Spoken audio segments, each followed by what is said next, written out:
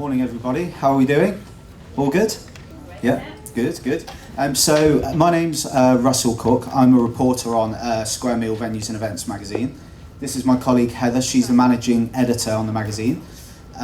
So welcome to Venues and Events Live 2016. I'm really happy to see you all here. So basically what we do, every sort of issue of our magazine, we compile the latest openings and new venues across London. And this is going to be a bit of a snapshot of those for you guys to take away, and a bit of a coming soon as well. So without further ado, I'll pass you over to Heather. Hi, can everyone hear me all right with this mic on? Yeah? Cool. So first of all then, after a 2-year redevelopment, IET Savoy Place officially opened its doors for events at the very start of this year.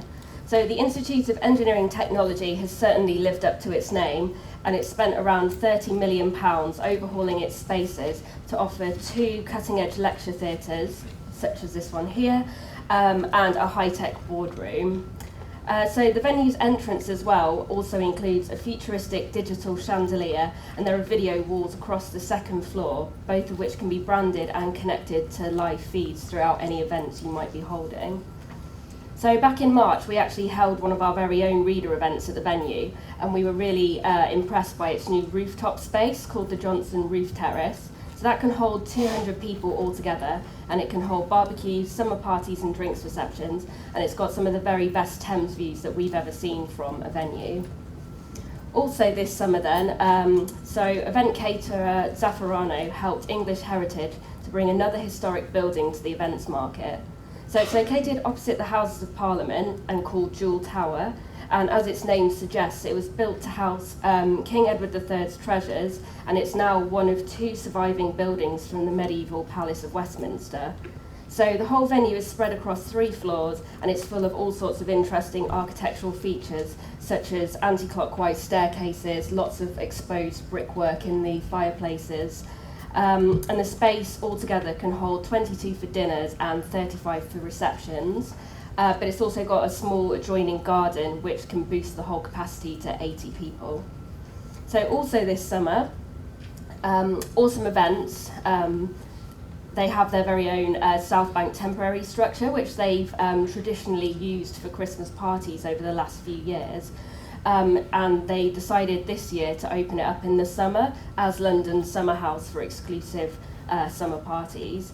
So it's located behind the National Theatre, and the space, as you can see, is kind of blank canvas. You can do what you like to it in terms of decor, and they can help you with all those things. And it can hold barbecues, and it can hold drinks receptions for 1,000 people, so it's quite a big one. And it can also host sit-down dinners for 600. So obviously it is the summer house, so it won't be opening up again in this guise until next summer, but we just thought we'd flag it as an option for people who might be looking ahead to next year's summer party, as it's also got its own garden and bar outside as well. Okay, so back to me. So we're going to look across over towards the city now, and one that we've actually enjoyed ourselves is Swingers London, which is following on from the success of the pop-up version in 2015, and it's a permanent indoor crazy golf venue, and it's it's within metres of the Gherkin. It's got 2 9-hole golf courses and 3 quite trendy places to eat from as well, including Lebab, which is, if you're not familiar, it's kind of like posh kebabs, Patty and Bun, and Pizza Pilgrims, and they're all located in a dining area. And it's kind of set up almost like you'd see at a music festival with cocktail bars there too. When we went along to do a team building feature back in, I think it was spring, we actually spent our time in the upper clubhouse, and that has space for 60 guests, and it's one of 3 areas that can be booked privately by groups. And compared to the sort of novelty golf course that surrounds it, it feels a lot more like a hip kind of hotel bar with lots of clean lines and lots of dark wood scattered around. If you hire it exclusively, the whole venue, it will accommodate 500 people. So it's quite a sizable space for an event, and it's, as we say, it's great for team building too. And then, I didn't put the slide on, anyway, okay. The next one is the Courthouse Hotel Shoreditch. Now this is located over on Old Street. It's a grade 2 listed building, and it was once a magistrate's court. It still features a judge's bench, cells, and a witness dock, so it's got lots of the old features. It also has a private cinema, which in contrast is a sort of much more modern space, making screenings, corporate functions and presentations quite a slick affair in there. And it's got suede lined walls and 100 mauve leather seats, so it's quite a nice space. There's also a 2-lane bowling alley and former prison cells, which are now VIP booths in the bar, which is pretty cool. And as you'd expect, the hotel's high-spec AV means presentations are quite well catered for too. Cool. So there's absolutely loads going on at the Science Museum at the moment. So this month, on the 5th of September, saw the launch of a new temporary daytime venue called the Media Space. It's a daytime temporary space, so you obviously can't hire it in the evenings, but it comprises 3 separate areas: the studio, the gallery and the cafe, and it's been made available to meet demands for more flexible, informal meeting spaces. So it can host 200 people altogether for conferences, but just as a quick heads up, it's only actually open until this December, but I think they've still got some availability on those dates because it is temporary. But for those looking a little bit further ahead, the very end of the year will also see the launch of this space here, which is the Mathematics David and Claudia Harding Gallery, which is, as you can see from the CDO, quite a striking new space, which has been modelled on a 1929 Handley Page aircraft. We haven't got the exact capacities for that one yet, but we do know that when it opens, it will have more than 100 artefacts from around the museum, which will make up the launch exhibition, which will obviously be bookable and able to have private tours for any events that are held in that space once it opens in December. So another one down in South Kensington. So obviously this venue itself isn't exactly new, but earlier this year the Natural History Museum announced that it will be opening 6 new event spaces, all of which will allow smaller groups to take over part of the museum for the very first time. So traditionally, or previously I should say, the museum's only been able to offer exclusive use of the huge spaces, such as the Hints Hall and the Earth Hall. So this will offer much smaller spaces for more intimate events for the very first time. So we're most excited about the 3 areas that will be in the Waterhouse building, which is this space here, which is going to open for events in early 2017. As you can see from the picture, it's obviously got lots of ornate archways and lots of exhibits, and it also has some of the world's most complete fossils of prehistoric sea animals as well, which you can see there. So obviously quite an atmospheric backdrop for dinners. It's also worth noting as well that as of next year, Dippy the dinosaur in the Hints Hall won't be there any longer, and they're going to be putting the blue whale skeleton into the hall instead, so that will obviously create a new backdrop for events held in that space as well. Finally, in West London then, we've got Toy Room, which is a members-only boutique club which is set to open at the end of this month. So what was formerly Mason House, it's the refurbished London Palladium Vaults, and it's going to combine dramatic architecture with quirky decor such as oversized teddies, which again you can see in the photo, and neon lighting. So this is the main club room here, and that's going to be able to hold 415 people across multi-raised levels. There'll also be a space called Teddy's Lounge, which will span 3 huge arches and have a colour-changing bar, while the third space, Frank's bedroom, will come with a DJ booth, bar and a Function 1 sound system, so that'll be good for conferences and daytime presentations and product launches as well. But anyone who does want to hire the space exclusively for parties might be pleased to know that there's a late licence until 3:30 a.m. in the morning, so a good one for anyone wanting to do big parties in the evening.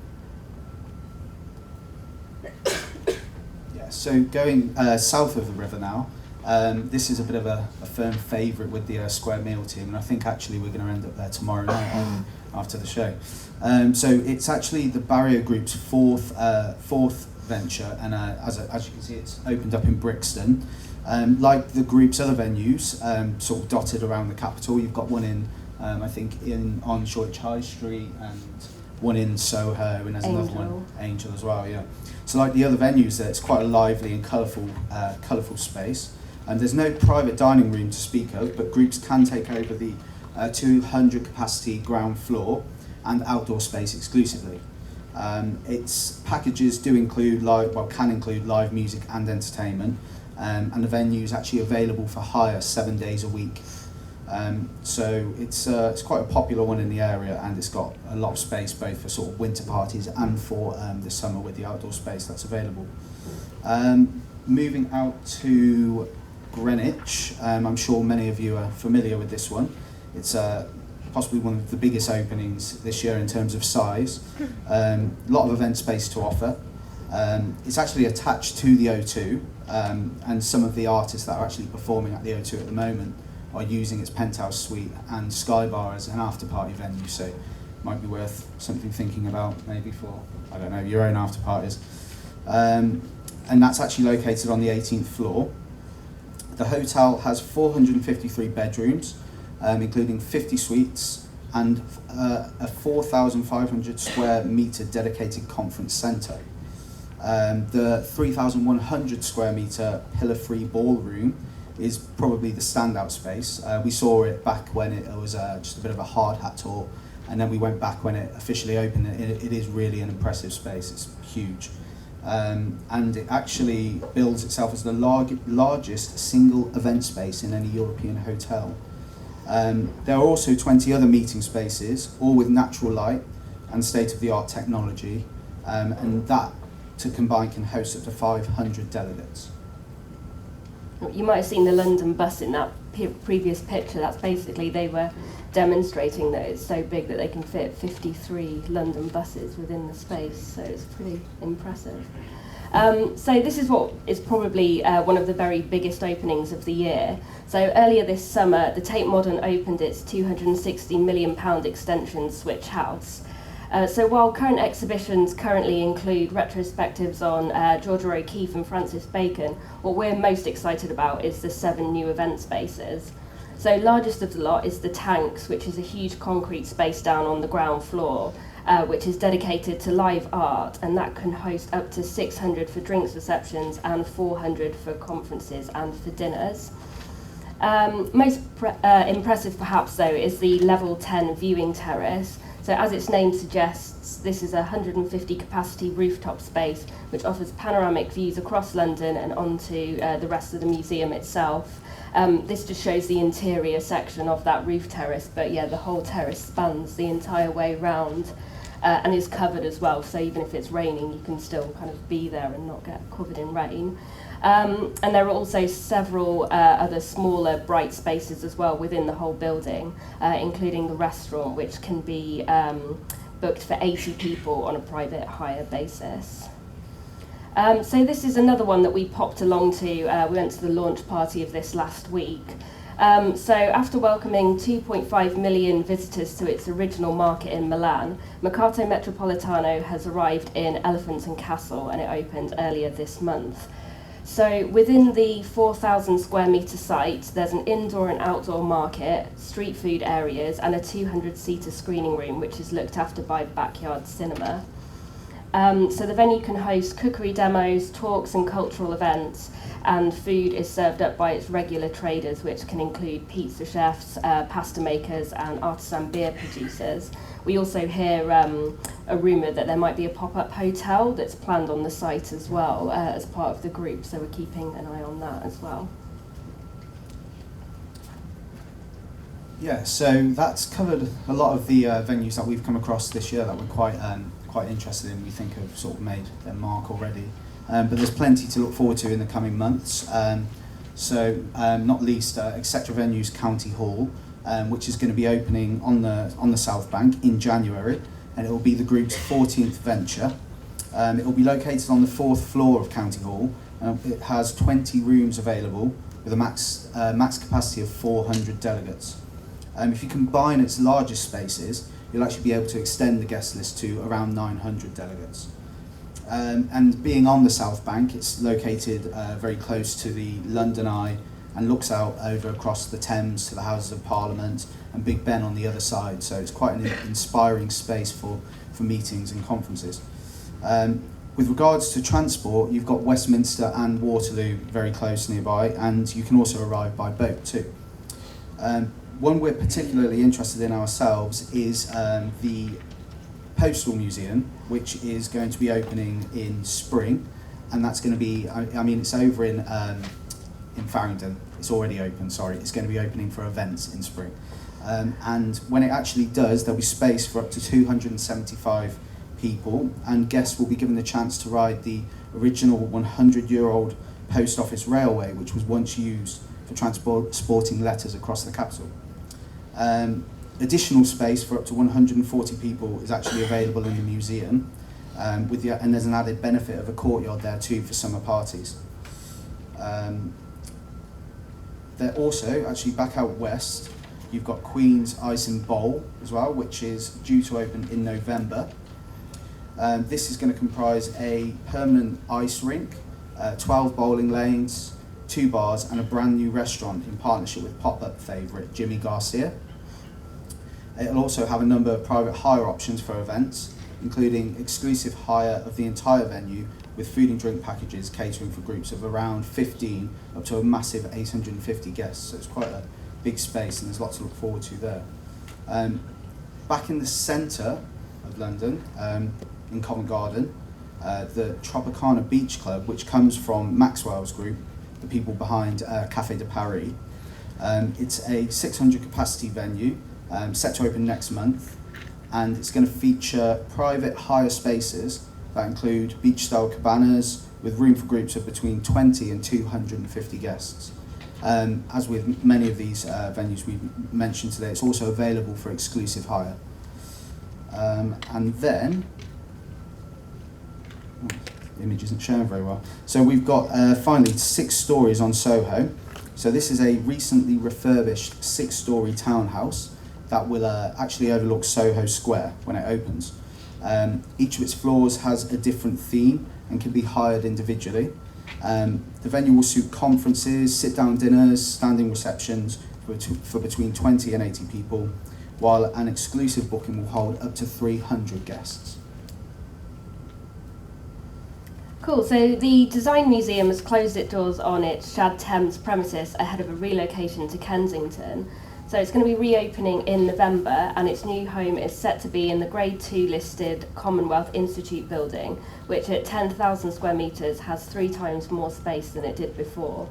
So the 60s style venue will be transformed into a state-of-the-art learning and event space, which will include a 200 capacity auditorium, a triple height atrium, which is this space here, which will be able to hold 270 for drinks receptions, and there's also going to be an additional gallery which can host 150 for dinners. So as expected with all these kind of museum venues, guided tours and private viewings of the exhibitions will also be available as add-ons for corporate events. So next then, Four Seasons is set to open its second London hotel at 10 Trinity Square later this year.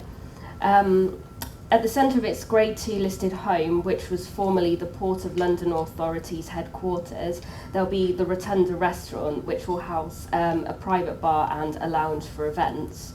The venue is also going to include 2 further restaurants, which they're kind of keeping details under wraps at the moment, but we also know there's going to be a spa and a spread of event spaces, which will be led by the UN Ballroom, which is this one here. Obviously very ornate, grand, lots of oak wood panelling and chandeliers and things. A lot of the other event spaces we hear will look quite similar because it's just refurbing what was quite a grand building before. And we also hear that in early 2017, on the second floor, there's set to be a members club that will be opening as well.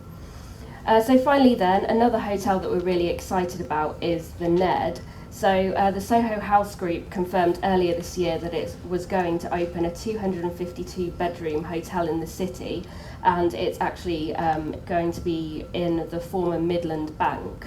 So it's set to open this spring, and it's going to house several members-only spaces, but they will be available to hire for private events. So there'll be Ned's Club upstairs, which will feature a rooftop swimming pool, which we like the sound of for a summer party. But one of the event spaces that we really like the look of is this room here, which is called the Tapestry Room. So it basically features a tapestry across all 4 walls, which has been there since the 1920s. And similarly to 10 Trinity Square, it's got the chandeliers and the wood panelling, so quite an atmospheric space. And then finally, we don't know too many details yet, but we do know that there are going to be 9 restaurants within the hotel, some of which will be able to take private dinners and exclusive use. Cool, so that's our roundup of everything. Basically, if you've got any questions, we'll be hanging around the front, but also make sure to obviously look on the website and in our annual guide as well for any other inspiration. And look out for our autumn magazine, which is coming out in October, which has got a lot of these venues in more detail. Cool. Thanks for coming. Thank you. Cheers. Thank you very much.